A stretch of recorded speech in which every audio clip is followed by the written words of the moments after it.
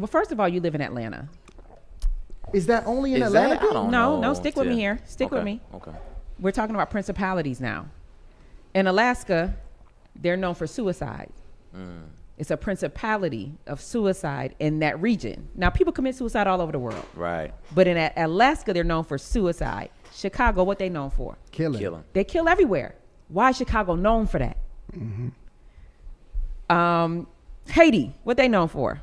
Witchcraft. They do it everywhere. Why is Haiti and New Orleans known for that? Atlanta, what they known for? LGBTQ. They do it everywhere. Why is it only known for that in Atlanta? It's a principality that has overtaken the region with that specific sin. Even though they do it everywhere, it is more inflamed here. Facts. It's an inflammation of it here. With that being said, it's crept into your churches. That's why you see it. Welcome back to the podcast. Welcome back. Beloved, this is indeed your brother Big VJ checking in. Today's conversation, we're going to talk religion. We're going to talk principalities. We're going to talk powers. We're going to talk rulers of darkness of this world. We're going to talk Ephesians 6 and 12, right? We're going to begin there.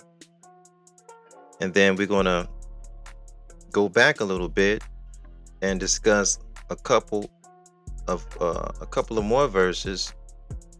And our intention today is to provide a piece to a puzzle, right? We know that a lot of brothers and sisters is doing deep diving, deep studying, deep research on a subject matter. So, we want to be able to help out and provide a piece of the puzzle here. We may not be able to put that whole puzzle together for you, but if we can provide a piece, and maybe you can check out another platform, they can provide another piece for you, and you can put all of these pieces together, and you can put the puzzle together yourself, right? So that is our intention of today's conversation. We was listening to a podcast called Hardly Initiated, and we check that platform out from time to time. Man, they have a lot of great shows over there. They talk about relationships, they talk about business, they have a lot of motivational coaches on there, and then they have some good debates on there, kind of like high level. They don't let the guests get too crazy, but every now and again they have a debate on there. And it seems like, I want to say, over the last, I don't know, maybe the last 6 months, they've been going real heavy with like religious guests over there, right? So check it out. They're interviewing a gentleman, and he's talking about pastors in Atlanta. And I think the whole show is like 2-3 hours long. Now, we didn't look at that, but they got a 10-minute clip that we took a look at. And on this 10-minute clip, it was a sister on there. And the sister was talking about principalities. But she was talking about it in a way that we never heard it like that before. Like, absolutely never. And then we're curious to see, well, how many more people see this verse or see this position this way? Because we see it a whole different kind of way. You know what I mean? That we're going to put on the table later. She was talking about Alaska. And she said, all them folks killing each other, or maybe I should say it this way, they were killing themselves up there. And she said, that's a principality. And we said, that's interesting. Then she said, Atlanta, all those gay folks there, that LGBT lifestyle and community, that's a principality. Then it was Chicago that she was talking about all them folks killing each other. She said, that's a principality. Then she talked about Haiti, right? She said, the sister said that, what do you know Haiti for? Now we're thinking, okay, this is first black independent, blah, blah, blah. No, they're known for voodoo because that's a principality down there. So I'm like, okay, wow. So she's kind of like going over this thing, and it sounds pretty unique, but we just have a different perspective of what a principality is over here. Because the way that we see it, beloved, is when it comes to these principalities, I'm talking about from a religious perspective, right? These principalities are just extraterrestrial beings. And in our estimate, religion as a whole, I don't care what religion you got, if it Hinduism or Islam or Christianity or Judaism, in our estimate, religion is just a glorified or a more accepted form of alien worship. That's pretty much it. It's accepted. It's like a low-key beef between science and religion. Science talk about UFOs and spacecrafts and all of this, and religion is against it. But if you kind of peel back the layers of religion, they just use a different terminology. They just say devils, they say demons, they say gods, they say angels. But all of those entities are just extraterrestrial beings. They're not from planet Earth. They're not from Terra. They're not human beings. So if they're not human beings and they're not from this planet, they are aliens. They are extraterrestrials from another place. They're not from here. They're celestial beings. We're comfortable with saying that. I mean, I grew up in a church house. But the positioning of putting it that way, it wasn't that come out of our village. See, that's not widely known with everybody. The school of thought that religions are just it's like glorified alien worship, like I said before. That's all it really is. That school of thought originated in our village. And in my estimate, you're going to see that school of thought magnify because it made it to Capitol Hill. They had Congress was talking about UFO sightings. To Washington and new questions about whether the government is covering up evidence of UFOs. I had an experience. A congressional hearing straight out of a science fiction movie. All to hide the fact that we are not alone in the cosmos. Lawmakers calling for more transparency around UAPs, or unidentified anomalous phenomenon. That's the term the government now uses instead of UFO. What do you believe UAPs could be or are? Strong evidence that they are non-human, higher intelligence. An intelligence officer last year claimed the Pentagon has been hiding knowledge of alien activity for decades. Were they, I guess, human or non-human biologics? Non-human, and that was the assessment of people with direct knowledge on the program I talked to. Luis Elizondo, who headed a Pentagon program investigating UAPs, now doubling down on his claims. Has the government conducted secret UAP crash retrieval programs, yes or no? Yes. Were they designed to identify and reverse engineer alien craft, yes or no? Yes. Elizondo saying the alleged extraterrestrial presence poses a national security threat. Let me be clear. UAP are real.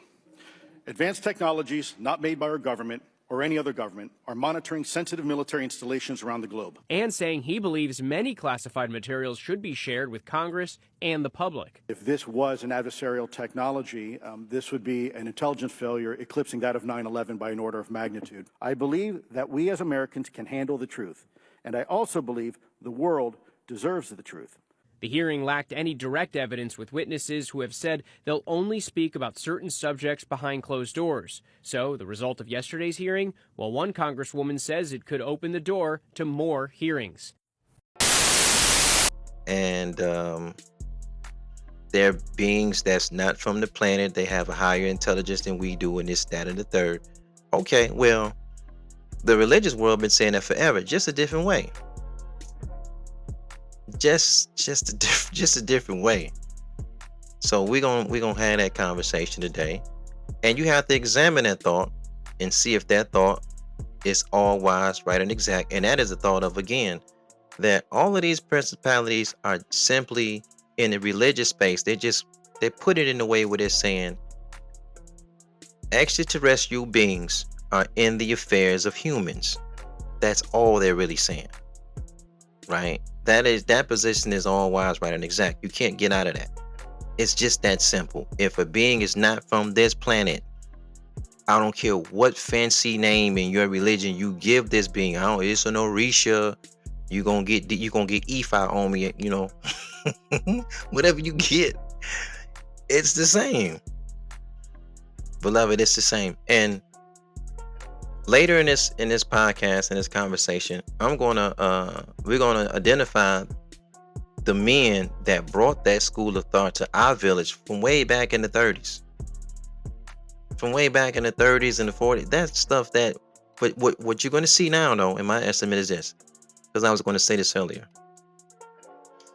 See, when our village do something, and when our village put a school of thought on the table, we ridicule ourselves. Oh, this person is pseudo. They don't know this. They're a false prophet. They this and they that. I'm like, okay. And what generally happens is that the majority culture come along and they stumble on that school of thought. And then they say, they take it back, they examine it, they remix it, and then they bring it back to us.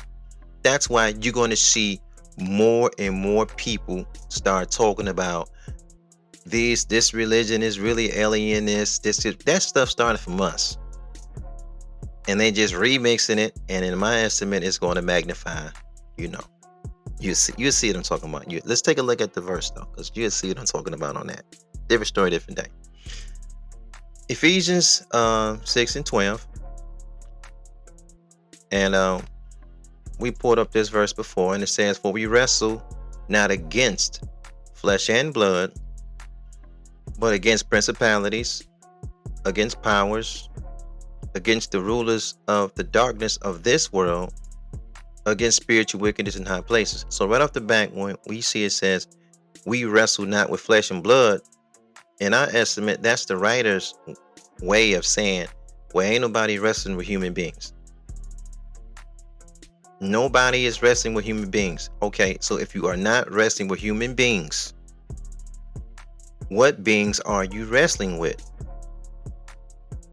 We feel as though that it makes a religious person comfortable to use the term, oh man, these are demons and they are devils, because this kind of verbiage is kind of like, it's separating, saying, well, these are the good aliens and these are the bad aliens, right? So you need to get associated with the good aliens is the gods and the angels. But when you take the position of where they are all extraterrestrials, it really doesn't matter. They're really bringing a beef. If you kind of listen to every religion, they got this God and devil concept, which are beings that are not from planet Earth, and they got a beef. And they're bringing their beef from outside of the planet to the planet, and humans are tagging along to their beef. So I asked the brother, right, and I don't want to get too far off subject.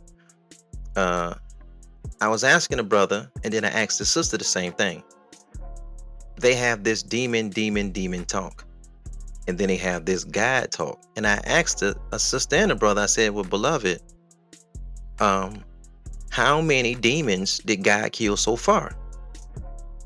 It's like, it stumped her. She's like, what? I was like, how many demons did God kill? So I can go through any of the major Abrahamic religions, and I can show you when these gods or these aliens or extraterrestrials, I can show you where they wiped out human beings. I'm just asking, like, well, how many demons did they kill so far?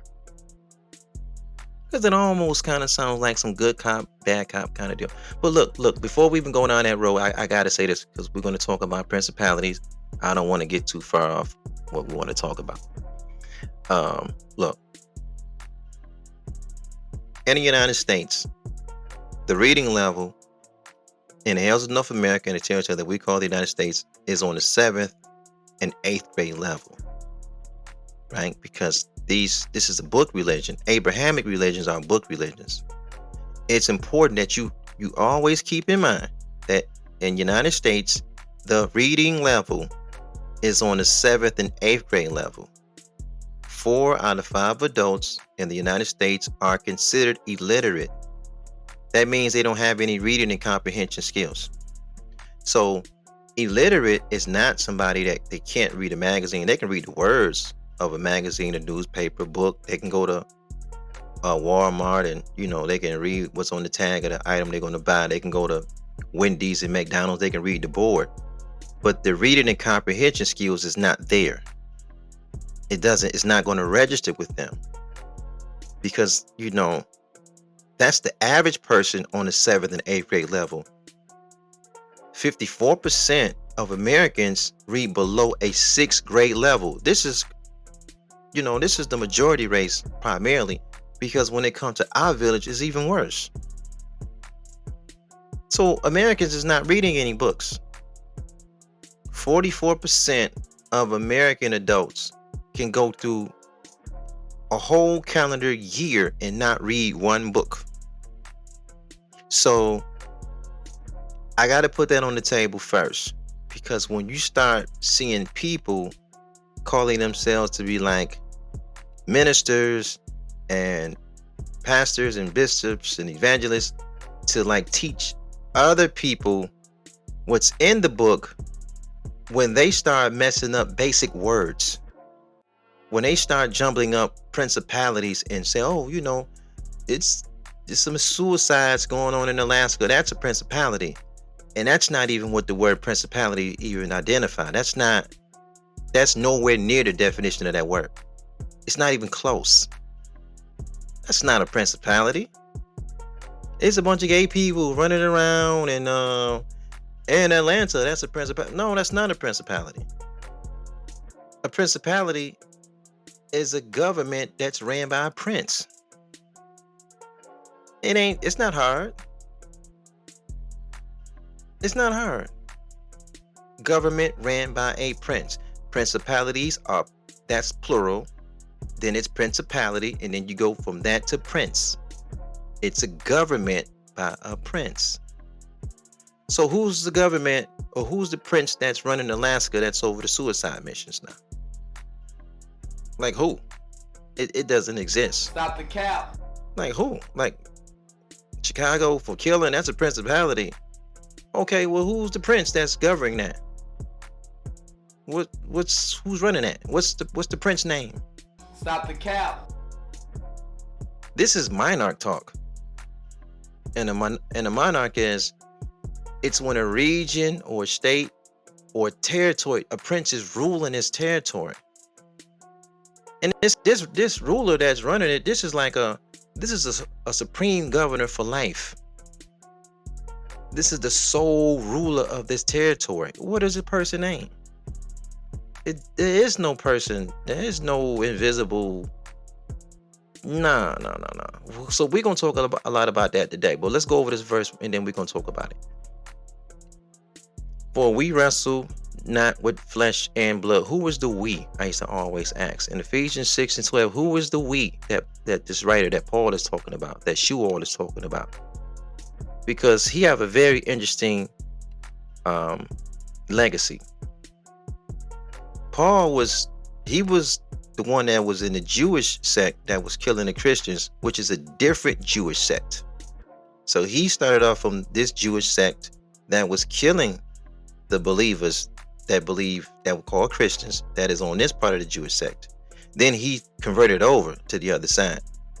So when he's talking about principalities against powers, against rulers of darkness of this world, against spiritual wickedness in high places, is he talking about himself? Was he the member of the dark team when he was on the Jewish side killing the Jewish Christians? And now that he switched over, like, how does that work? And what is the origin of these principalities, of these princes? Because a prince is a son of a king. A prince, beloved, is a son of a king. Now, when you get into Judaism and Christianity, the way it kind of go, the way they kind of teach you is, they say, well, it's God. He's sitting up top. He on the throne. And then he had a number 2 man. This is the devil, right? And the number 2 man wanted to be the number one man. So he tried to throw a coup, but it didn't work. So the number one man, God, kicked the number two man out. But the number two man, he didn't go by himself. He took 1/3. How many of us heard the story? He took 1/3 of the angels with him, right?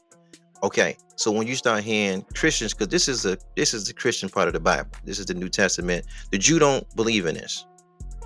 The Jew don't subscribe to anything in the New Covenant. They never heard of such. They feel like the Christian just glue their book on the back of their book. It's just like the Mormons. The Mormons have a whole book. The Christians do not believe nothing none of that stuff that the Mormons got in their book. They don't believe it because it doesn't run hand in hand with what they got in their gospel. So they just don't pay attention to the Mormons at all. Well, that's how the Jews do the Christians. They don't pay attention to them at all. So this is a Christian text. This is a Christian verse. This is a Christian apostle. And he's saying like, okay, there's principalities, there's powers, there's rulers and darkness of high place. Okay, what's the origin of that though? We're going to go back to the origin to show when the sons would put over these territories. And then, we'll let you determine whether these sons is demons or not. How about we just do it that way? But we'll let you, but we're going to go back and show you where this come from, right? So let's pull it up now and let's see what we got.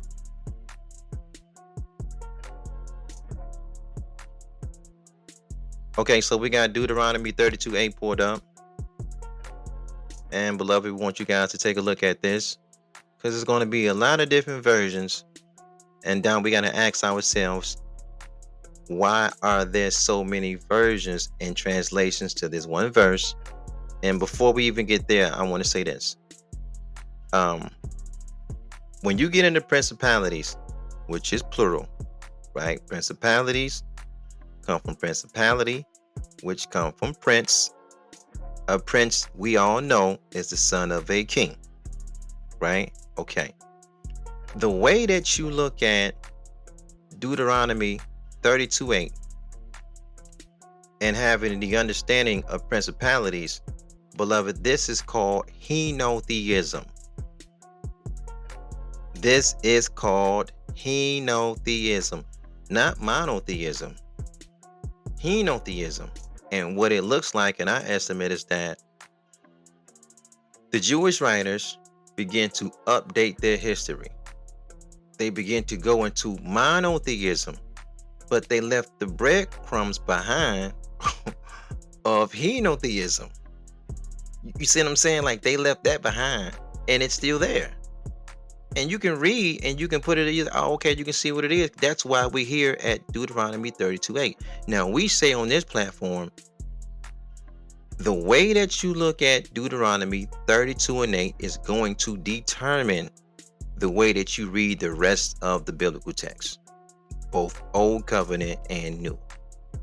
It's going to determine it. It's going to change the whole way you look at it. All right, let's look at the New International Version. And then we're going to look at the NLT. And then we're going to go to the English Standard. It said, when the Most High gave the nations their inheritance, when he divided all mankind, he set up boundaries for the peoples according to the number of the sons of Israel. Right? That's in the New International Version. That word, Most High, beloved, is El Elyon. That word, the Most High, is El Elyon. When you read in the Old Testament and you see the word God, G-O-D, that word is Elohim. It's plural. It's plural, but it can be used in the singular as well. That means the powerful ones, right? Elohim is the powerful ones. It's the it means like the divine rulers, plural, divine judges, or it can be singular, the divine judge, the divine counselor, the divine ruler, the powerful one, or the powerful ones, plural, right? Okay, let's take a look at the next verse, because I gotta say that because this. The Most High is El Elyon.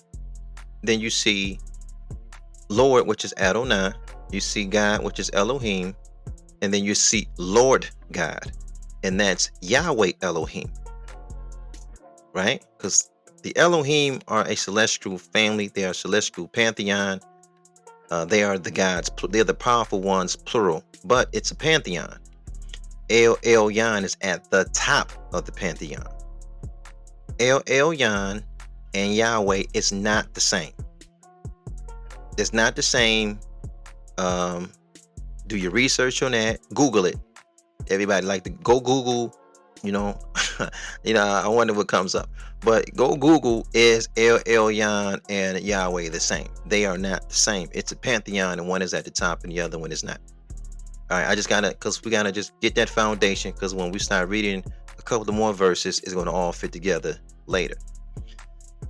The New Living Translation of Deuteronomy 32:8 says, when the Most High, which is El Elyon, assigned lands to the nations, when he divided up the human race, he established the boundaries of the peoples according to the number in his heavenly court. So you see, that's the difference now, right? You see, the first one, the New International, says he divided up the peoples according to the sons of Israel.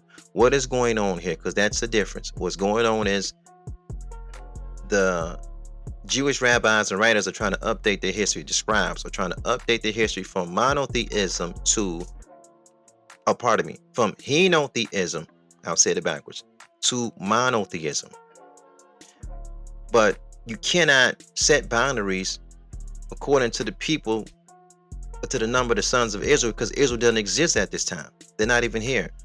Israel came from Jacob. Israel is Jacob. It's a name flip. This is why the El is so important.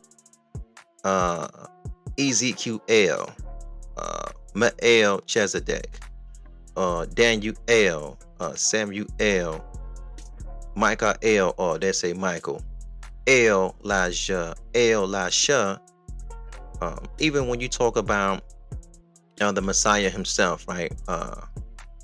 Rabboni Yeshua, the Christians will say that is El Manuel from the first covenant. You see what I'm saying? So it's the power of the El. Beth El. It's the El. The El is from El Elyon, and these sons, this heavenly court, are the sons of El, in which, based on this concept, Yahweh Elohim is a son of El. Let's take a look at the English Standard Version.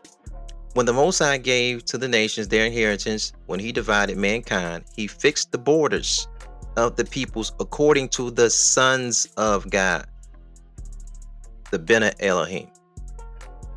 Not the Bena Israel, the Bena Elohim. When El Elyon gave to the nations their inheritance. Now, check it out. This is when the principalities came into play. Here, from El Elyon, giving his sons the sons of El. He's giving them the nations, which by default, he's putting these celestial beings over human beings, which in the religious space, it only makes sense to us. It makes sense in this religious space because this is after the flood, right? After the flood, you got Ham, Shem, and Japheth. You got Noah, the drunk, and they get off this boat. And I ain't gonna call Noah the drunk. He got drunk, right?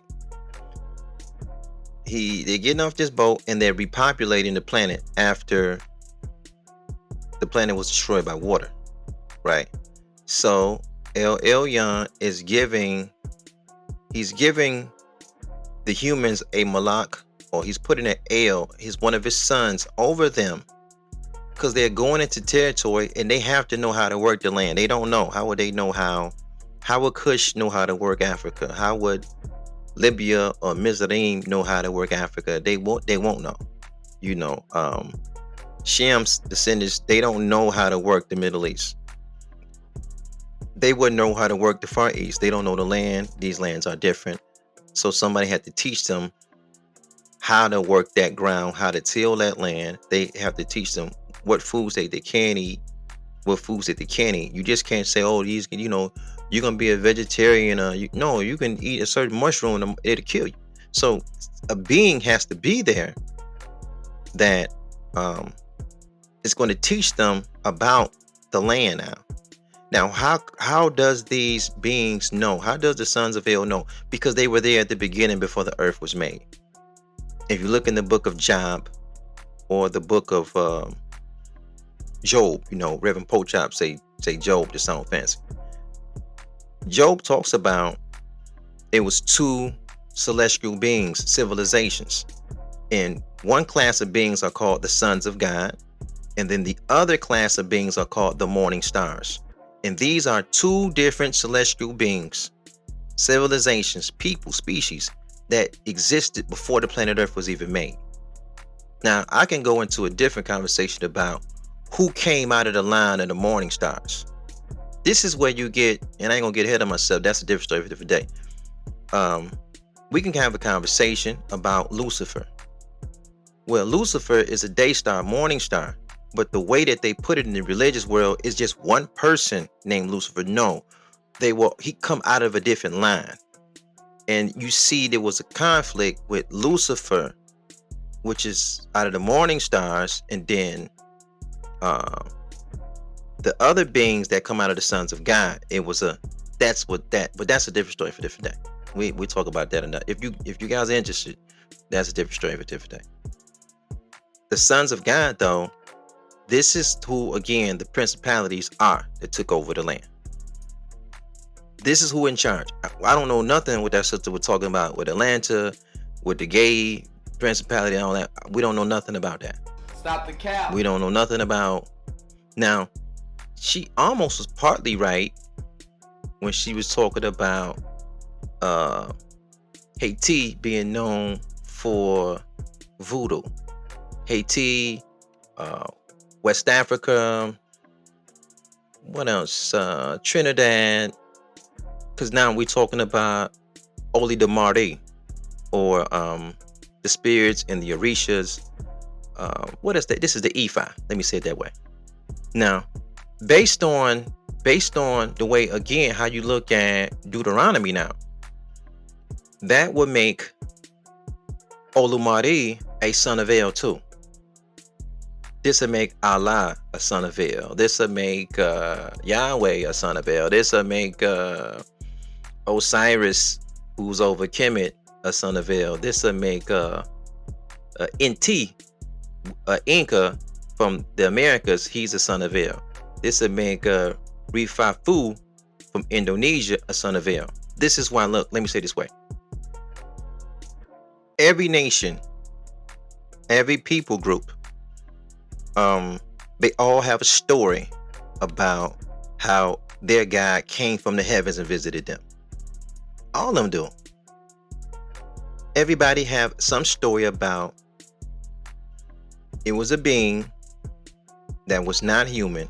It was an extraterrestrial that came out of the skies and talked to them, either through the being, him or herself, or an ambassador of this being, like a Malek, which they say angel, which is a messenger. You see what I'm saying? So like Islam begins with Jibril going to Prophet Muhammad from 1400 years ago, and that's how that goes. And then the deity over Saudi Arabia is Allah, and then you have Rifafu over Indonesia. Then when you get to Greece, you have the whole story about Zeus, the king of the gods, and he's associated with thunder and lightning. And then so it all begins with is human beings, and these guys come out of the sky and talk to them. These beings, have a staff, have an administration already with them when they get here. That's the principalities, the extraterrestrial beings that was assigned to the earth by El Elyon, but it depends based on this concept how you look at Deuteronomy 32:8. Israel don't fit. Israel don't fit. The heavenly court fits because this is the sons of El, and the sons of God that fit because it's all the sons of El. These are those that are put in place, and They all have their own administration when they come down. Yahweh, though, because we coming off to the ark. You got to remember, you got to come out of the ark. You got Ham, Shem, and Japheth. They have sons, and then they have 70. The number is 70 sons. That means 70 Els had to come down and take over these people, these nations. Yahweh Elohim wasn't even a member of the original 70. He came later. So when we read the biblical text, you have to always keep in your mind that you're reading his people's text. Just like if I read a Quran, I'm reading the Arabians' text of who they see their being to be Allah. He's going to be this big, masterful, powerful guy, blase. He got his own administration. And then he has an adversary that he has to deal with, right? A shaitan, a devil. That's in every religion. You know, when you come back to Israel, now you have Yahweh. Yahweh got his own administration. You see what I'm saying? But to the Jews, he's the biggest God ever. But if I went to Kemet, you understand? And then you start dealing with Osiris, and you look at their pantheon of gods. You know, they're looking at these deities like they're the biggest gods ever. But these deities were there to teach them. These are the principalities. Now, you can look into the records and you can see that everything gets tricky when it comes to animal sacrifice, because sometimes that spills over to like Molech, and you're dealing with human sacrifice. And from to one nation to other nation, this is what, but they're all sons of Els ruling humans together. The term demon by default just means lesser God. I got to put that out there. It ain't nothing real spooky about that. The term demon by default just means, by definition, a lesser God. So if it's a pantheon, I'm gonna let you figure this out yourself. If it's a pantheon, it's really the demons.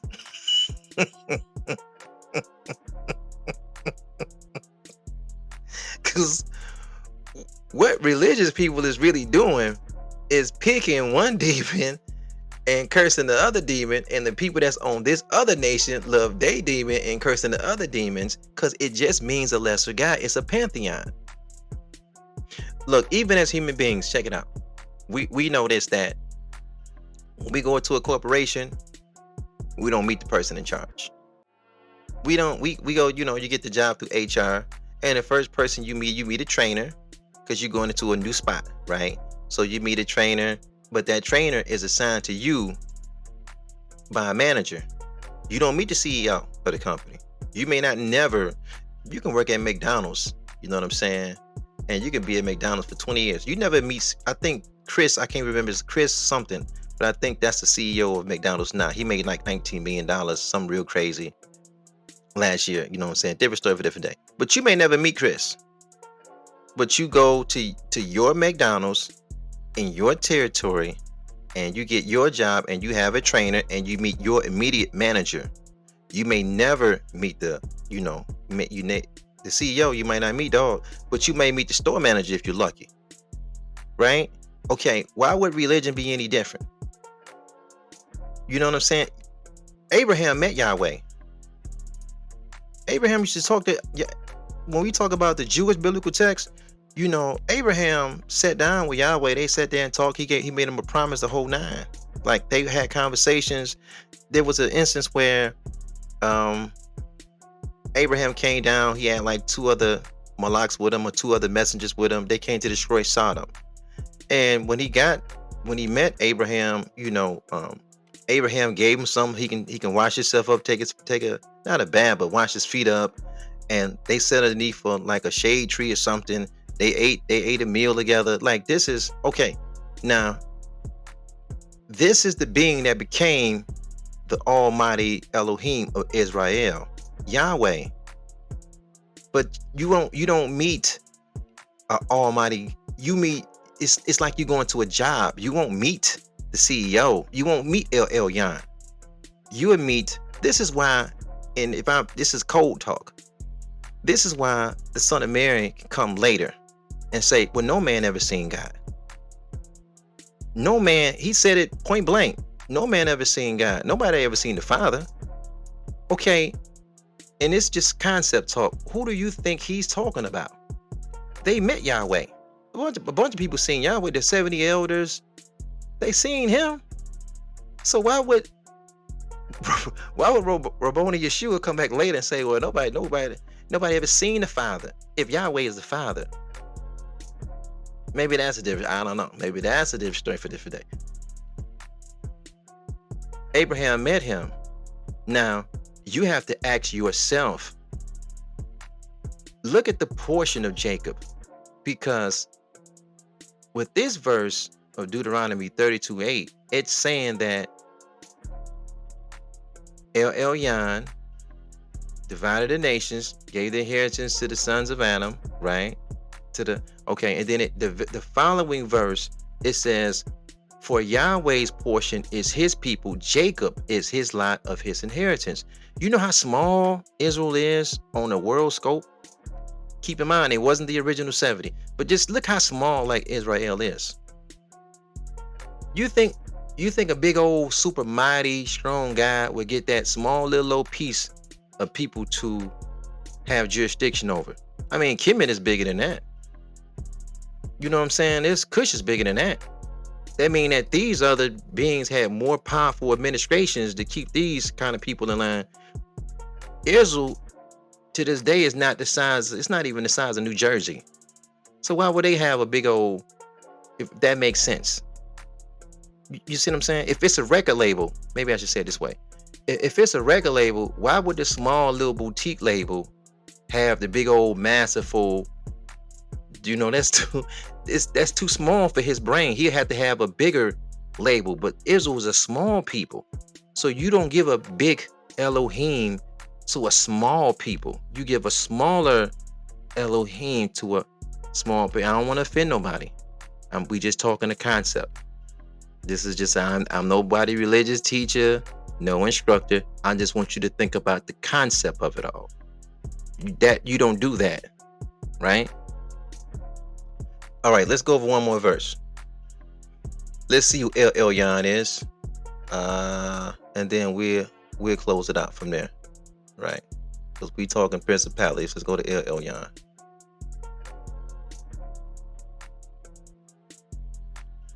All right, so we're going to use our last verse of the day. We're going to go to Genesis 14, and let me see what I want.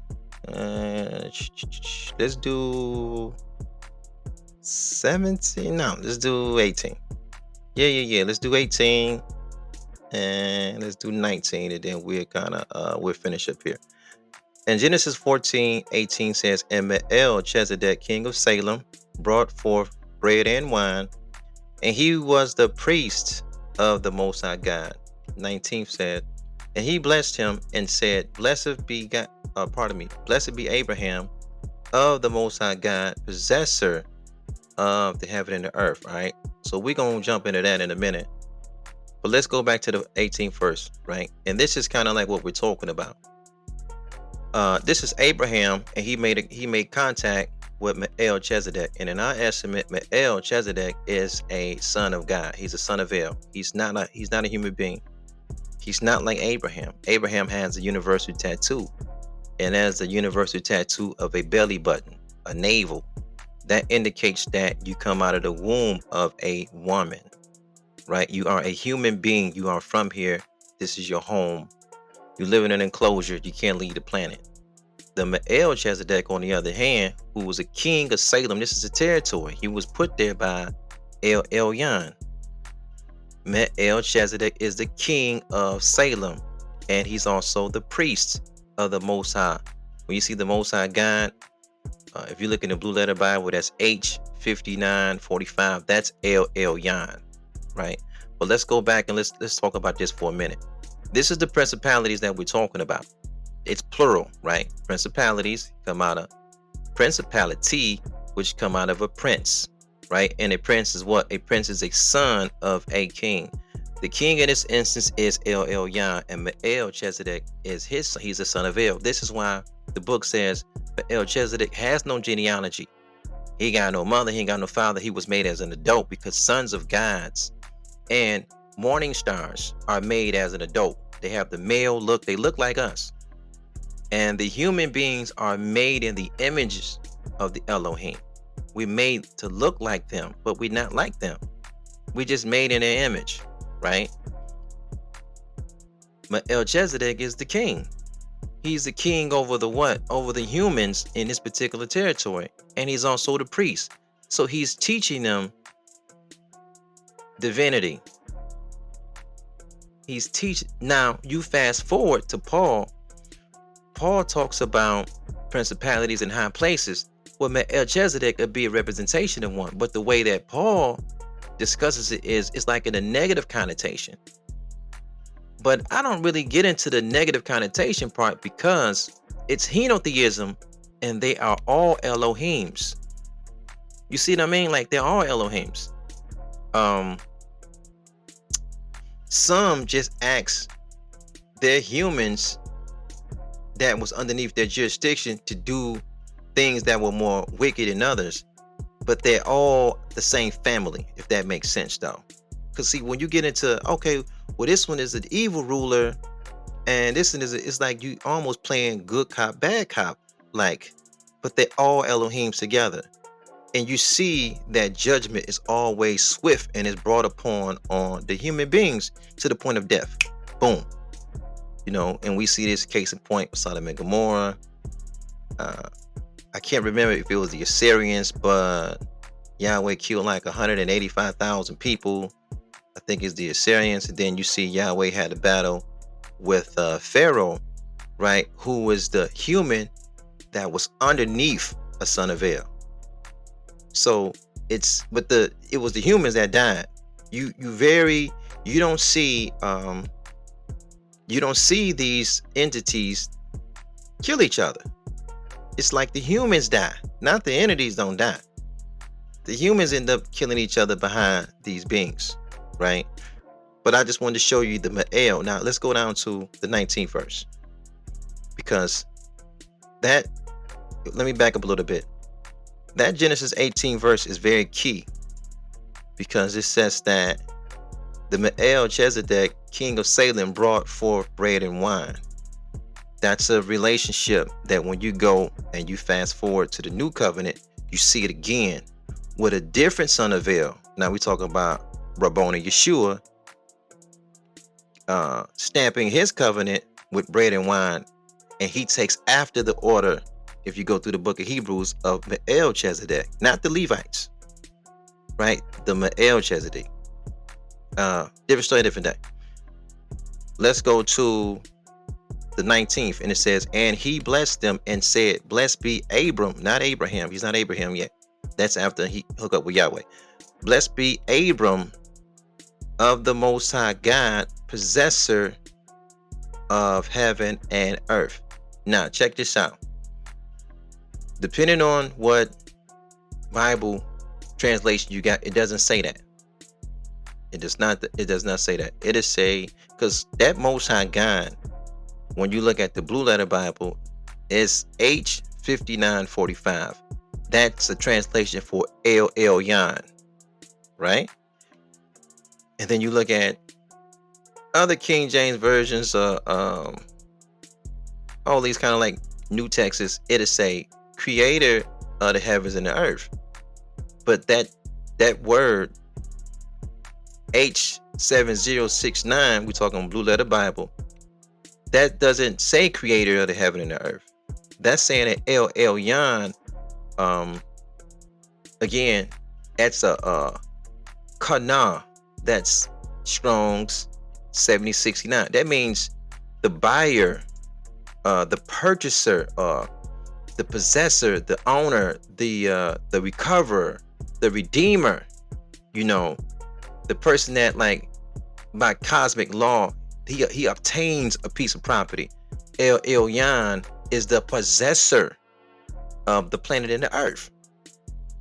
So, and what he did was he put custodians here to, like, that's his sons. He sent 70 sons down at the very beginning to recover, to redeem, because the earth was void and it was just that and the third. So it was like a terraforming, like he just took over.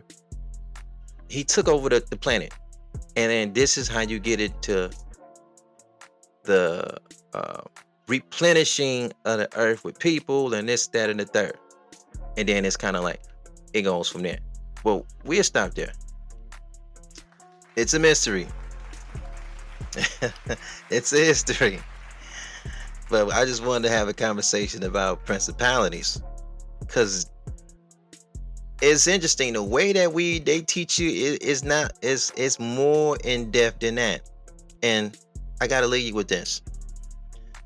See, the positioning that these beings are extraterrestrials and then we are human beings, that school of thought came from Mr. Muhammad. He was one of the first coming out of 1930s we ever heard say that, him being taught by Master Farad Muhammad. He was real heavy in UFOlogy, right? I guess I use that kind of term. Aliens, and he called these aliens the black gods, the black Elohims. To this very day, there's a brother named Dr. Wesley Muhammad from Detroit. He been doing this for 25 years. They be on this UFO kind of stuff. They've been on it forever, so much so that they say Mr. Muhammad died and he lives in the mother wheel, right? Okay. There's another man that got like 200 years in prison. His name is Dr. Malachi Z. York. And he used to write scrolls. You know, you ask him a question and he'll give you some type of scroll or something like this. And this scroll in particular, man, I got this one. You know, I think it's scroll number 90 something series. I don't know. I can get it. I wish I had a place I could share with you. But there's some things he used to do back in the 80s and 90s. But dig, he also was with that school of thought that this religious world is just filled with extraterrestrials. Now, that's our thing. Our village came up with that. You can read a whole book from Elijah Muhammad. You can read a whole book with Malachi Z. York, because he's accused with some crazy stuff like sexual assault with children, this, that, or the third. Unfortunately, he kind of like predicted it. He was like, he felt like he was teaching so hard on the streets with rising up the consciousness of Asiatics in America that he said, well, the devil gonna have to get him off the street. And they're gonna have to use the media to do it. He was predicting how he was gonna fall. Then later, you know, so you gotta be careful what you say. But check it out though. These are the men that brought that to the village first. And my estimate, I look at it like this. I can't say that Elijah, just thinking about it, was really a Muslim at all. I think he used this brand of Islam as a vehicle to clean up Asiatics, right? The black, brown, red, and yellow man in America. And then his whole hook, in my estimate, was UFOlogy, extraterrestrial talk, etc. Because he have lectures that you can probably find online where he was talking about Mars, and there's life on Mars, and this is how old that those that live in Mars, they live to be this age, and we live on Earth, we live to be this age. And he was talking about life in different planets, that these beings are, their intelligence is like this, is that, but it's life all over the place, life over a whole lot of planets. Okay. Now, Malachi Z. York made the statement that he was kind of saying like he didn't go to did he want to or did not want to. He was pretty much saying he was just here to complete Elijah's work. Because in my estimate, they never was religious guys. They just used the Bible and the Quran to get people's attention, because our people are not trained to listen to anybody but Christian preachers first, if not the Christian preacher, a Jewish preacher, and then an Islamic preacher. We're trained that way in the wilderness of North America. I don't think Malachi Z. York, Mr. Muhammad, was ever really Muslims or whatever religion brand that they came up with, they wasn't with it. I think they just used these religions as vehicles to get next to you, and then eventually tell you about, hey, listen, you're this being, these are extraterrestrials, and blah blah blah blah. Because Elijah was talking about this in the 1930s. Oh, he's pseudo, he don't know what he's talking about, but the FBI came and picked up his work on that. They leave that part out. the FBI, the feds, went to Elijah's home. I don't want to use invaded his home because we don't want to do that. But they went in his home and they took all of his work, his writings and everything, made copies of it, and then brought his originals back to him. It's certain things that they tell you about these men. They tell you part of the story, they leave the other part of the story out. It's funny how they do that. Like when they talk about Malcolm. Malcolm got his house bombed. That's part of the story. But they leave the part of the story like what Farrakhan got his house bombed too. It's kind of like they don't tell that story. They just tell you that Malcolm got his house bombed. But they leave it out that Farrakhan, the brother minister, got his house bombed too. They leave the part out that, you know, Elijah was on a run for 7 years of his life with brothers in the nation trying to kill him. That's how he ended up in Chicago. They leave that, they tell you that Malcolm was on the run, right? And then his life was taken. They leave out the part that Elijah was on the run too. It's funny how they coin, how they get the messages, but maybe all that's a different story for a different day. Malachi Z. York, though, he was able to go further and start picking up scrolls and then, you know, put it out. And then there's guys online talking about how they was locked up with Malachi Z. York, but they won't let you get next to him. They won't let you get his writings in prison. They keep him really like tucked away, thrown away on a whole different level, right? So we'll leave it there. I wanted to add that bit of history on because what generally happens is that what you start seeing take shape on social media, on these platforms, your people already were saying it. These folks got a habit of taking your information, remixing it, right? And putting some salt and pepper on it, cutting some onions and bell peppers and putting it with it and then handing it back to you. Now you looking at it like it's some deep teaching and they got it from you. Yo, people been saying this kind of stuff. Z York been talking about the Elohims, and before we don't know nobody else is talking about that. We thought he was tripping, like, man, what is he talking about? And then you go back to the etymology of the words. It does. You like, okay, but dig though. Just because somebody come from your village, it doesn't mean that you got to agree with everything that they say. Because you're supposed to be able to build on that thought. You and I can read scrolls from Malachi Z. York. We can read work from Elijah. We can read a paragraph. We might only agree with one sentence out the 4 sentences. We can throw the rest of the 3 out, but you can build on the one. But you got to examine the one, and you got to see if that one sentence is all wise, right, and exact. Right? You have to examine it to make sure it's sound and right reasoning. When it comes to principalities, you have to backtrack it. That's the only way you're going to get sound and right reasoning. And if it's a principalities, it come from a principality that come from a prince. Who put that prince in place? And what is that prince's origin? I don't care if it's a demon or an angel. What is the origin? Is the origin from here? Or is the origin from elsewhere? And beloved, I can submit to you that all of their origins are from somewhere else. And we'll leave it there. Peace of black power to your family. Yes. Thank you guys so much for listening. Thank you guys for hanging out. Beloved, this is indeed Real Black Content Informed Podcast. Hey man, it's your brother V, man. I'm gonna get it with you guys later. Peace, peace, beloved, and more peace. Should remember that black could not have been behind white, because it's just impossible to take white out of black. But you can take white out of black, but not black out of white. This makes you be the first, regardless to what people say. You are the first, because we can't make this our color from white. No, sir. It has been experimented many times by the enemy to see if he could not claim first too, or equal as first. But he can't do it. It's impossible.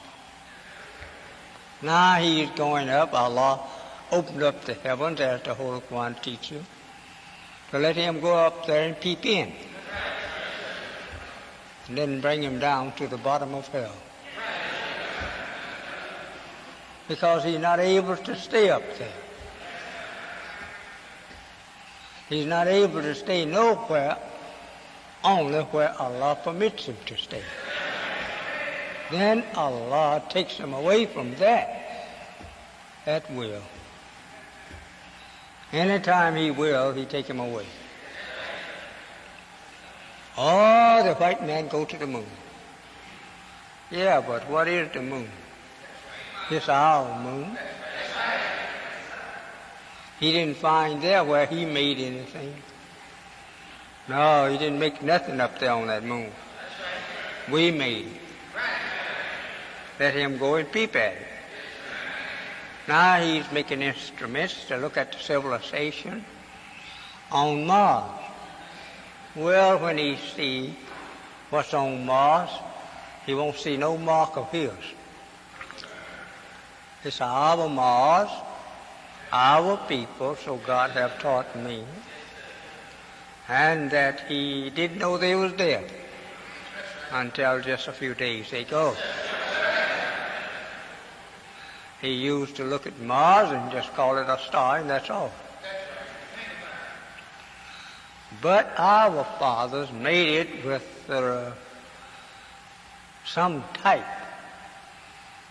of intelligent beings, like ourselves. They walk on 2 feet or hinds. They are not animals. They are intelligent people. The marks that we see on Mars is not from an ignorant, silly, uncivilized person. They show signs of civilization. And they look something similar to us, not exactly, but they look similar. They walk on 2 feet, and they're not white folks.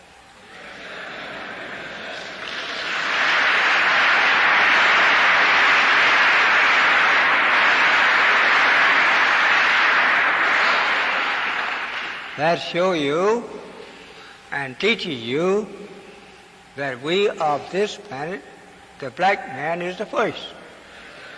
Since we don't find no planet coming out with a super civilization over us. Tomorrow, people, they have civilization, but it's not equal with ours. So God have taught me. They're not our equal. We are their superior.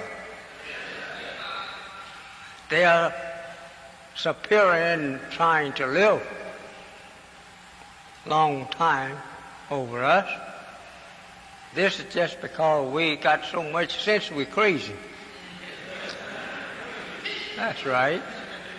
We know too much. And we always is experimenting to know more, learn more.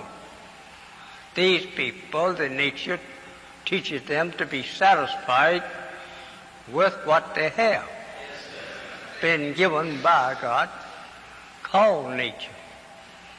So they live, so God taught me, and the person of Master Farad Muhammad, 1,200 of our earth years. While we sit around here thinking we live in some time to get 50. That's right. We just live to get 50 years old. We think we have lived a long time. Exhausting the power of our thinking brains before ever that we get in the world good. Too fast. Having so much knowledge that we just exhaust our knowledge of seeking and testing that which we have, arrive at higher knowledge before we learn the higher places of wisdom and understanding. We are exhausting ourselves, racing with each other. So, my beloved brothers and sisters, I don't want you to think that I am here this afternoon to exhaust your patience. But what I am after trying to do for you, to get knowledge in your head that you never have had.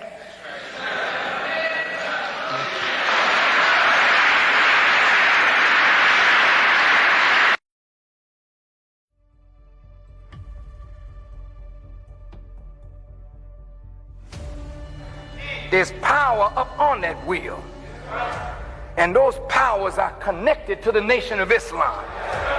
We have a number of reports of huge craft, big monsters, half mile to a mile, that move silently and slowly and then fast.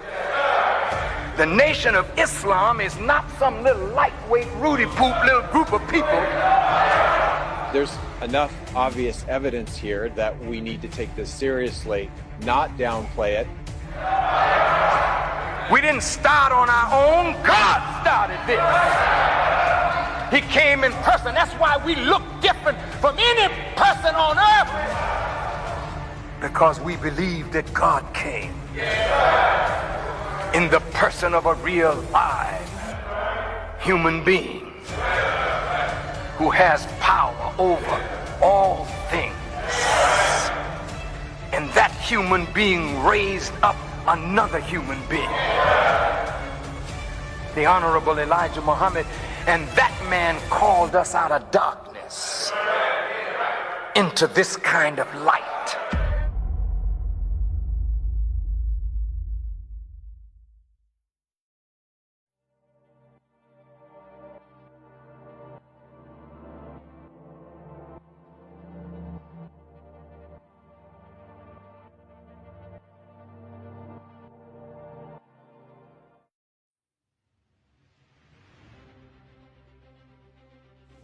UFOs, or unidentified aerial phenomena as they now call them, have been in the news lately as government officials have now publicly admitted that UFOs are real, that they are vastly superior than any technology of this world, and that they don't know who or what they are. So you see this as a national security issue?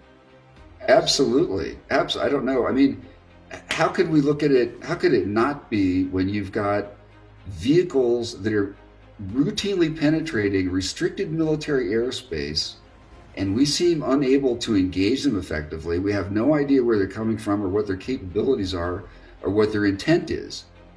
While they're just now admitting this truth in public, they've privately known about these circular planes since the 1940s as a top concern of national security.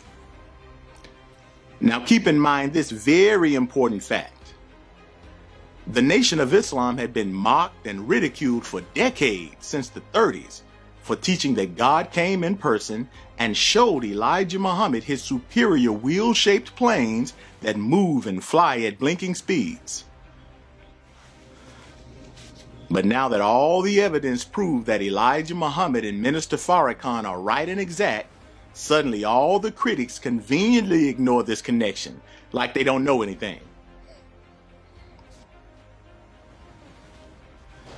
The government admitted to the Honorable Elijah Muhammad that they knew about the connection between these dish-shaped objects and the Nation of Islam back when they arrested him in 1942. Even the declassified government documents show that they've been secretly monitoring this connection ever since they arrested the messenger. There's not a single leader or group to this day that have been more outspoken and accurate on telling the world about these flying wheel-shaped planes than the Nation of Islam. I represent the Most High God who sits in that wheel that Ezekiel saw.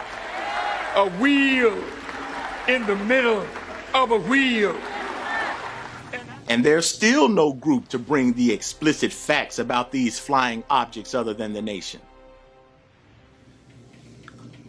So why don't you hear government officials or the media bring up how the Honorable Elijah Muhammad first presented the hard evidence about these crafts to the world?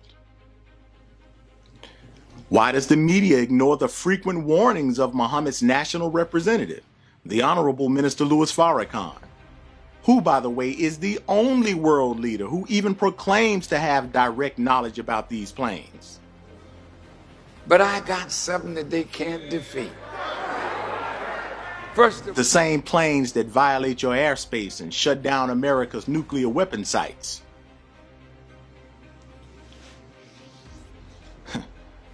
It's because there are protocols from the highest echelons of government intelligence to keep this truth above top secret and away from public knowledge. These objects know in great detail how our missiles operate. They know ours, but we don't know theirs. That's right, and they can shut down our missiles at any time. They have proven that. They know in great detail how they operate, and so if you release that information to the public, what do you say then about what kind of defense do we have against these things? So even with the Pentagon's recent admissions and the Senate hearings taking place, they'll only admit that these planes exist, not the facts about who and what and why these planes exist. I said, you are looking for the Mahdi, but the Mahdi came to us. And I am here representing him. Did you hear what I said? He pointed out an object in the sky, a half a mile by a half a mile, the greatest mechanical object ever made, having 1,500 little wheels or bombing planes. The Honorable Elijah Muhammad is on record for disclosing the most accurate first-hand truth about this UFO phenomena before there was a UFO phenomena.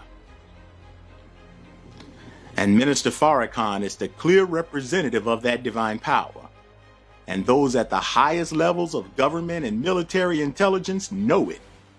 That's why they took me down off of Facebook and Instagram. I haven't done anything but tell the truth. It is criminal negligence for those government officials who know to keep hiding this truth from the people and to continue censoring and demonizing the representatives of this divine power who've been telling the absolute truth about this phenomena. What's really disturbing is how the prophecies vividly describe how the people would reject the signs and evidence God sends through his divine servants. So will we ignore the plain truth and the divine warning just because we don't like the messenger delivering the truth?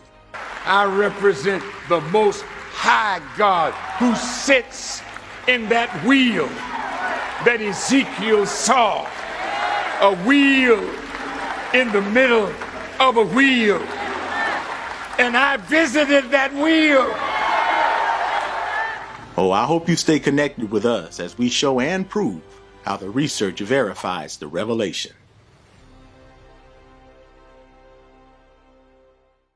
Thanks for listening. Remember to follow us on Instagram, Twitter, YouTube, Google, Anchor, Spotify, and Facebook. Also, don't forget to like, share, and comment on the podcast. Your opinion of what you just heard is important to the platform. So yes, beloved, your comments are the engine and fuel to the machine. Stay blessed and have a powerful day.